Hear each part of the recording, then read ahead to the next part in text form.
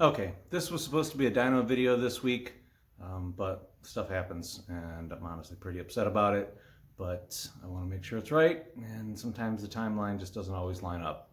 But I will show you what we did get done this week and where we are. So 2 reasons that we didn't get this together to go to the dyno. The first is this distributor. And you say, hey, it's an MSD billet distributor. What's the problem?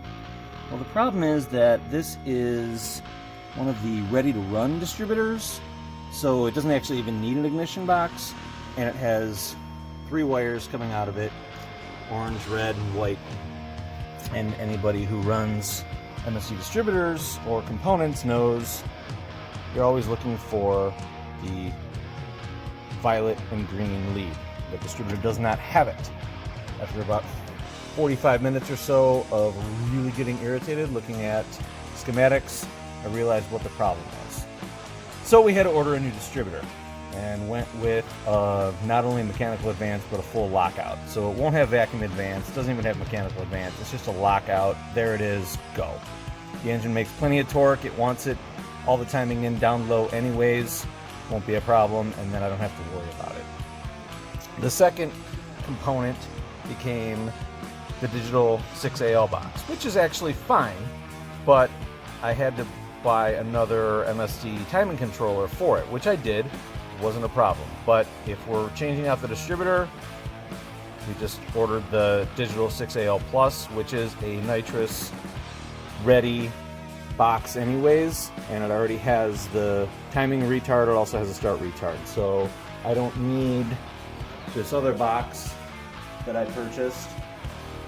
Just one less gadget, one less component to worry about. So the distributor is here. It is on the workbench. The box is out of stock until next Thursday. But I got all the wiring done. I think fairly pretty. Some people will say it sucks, but I'm pretty proud of it for what it is, and everything's labeled and it's easy to troubleshoot. Everything works. Got the ramp timer, so that will pulse the solenoids from 20% to 100% in whatever time frame we set it to. You can go up to 4.5 seconds. Probably won't ever use over 2.5 now that we've kind of learned the van and where it shifts and what it likes, but it's nice to have it. In the back, got the nitrous bottle mounted now. It was just setting in place before in this cabinet. We had to cut out the door for the other cabinet. That was just a dummy door, but we can't get the bottle in and out with it. So that lives in there now. The only thing that needs to be done back here is the bottle pressure sending unit needs to be hooked up. Let's see, it's just sitting there. That needs to be hooked up once we get the permanent or the bottle in there. That bottle's empty, just for mock-up. The quarter turn is mounted, but since we set it back there, I buckled in to see where it was comfortable, where I could reach it, and now it's about a foot back on that nitrous line from where it was when I had it mocked up. So I just got to get a foot longer of nitrous line, but that works pretty well. So with everything hooked up, this switch doesn't have any power to it until the ignition is on. 2 gauges come up. You got the fuel pressure gauge, the nitrous safe gauge.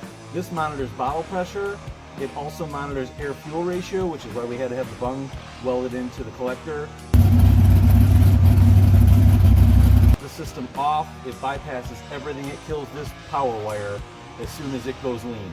It says no mas. So that's a pretty nice feature.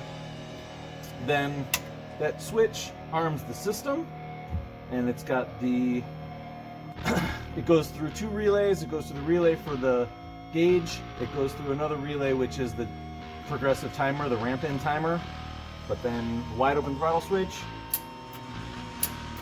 that clicks the solenoids. That's your nitrous. When you add ramp timing to the progressive timer, when you hit that wide open throttle switch, it'll pulse the solenoids. They'll kind of go for as long as it takes, and then they click full.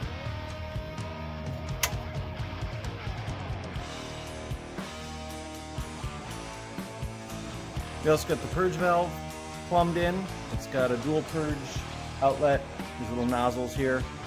So it's kind of cool. They kind of look like wiper arm studs. You don't really notice it, but it looks pretty neat when you purge it.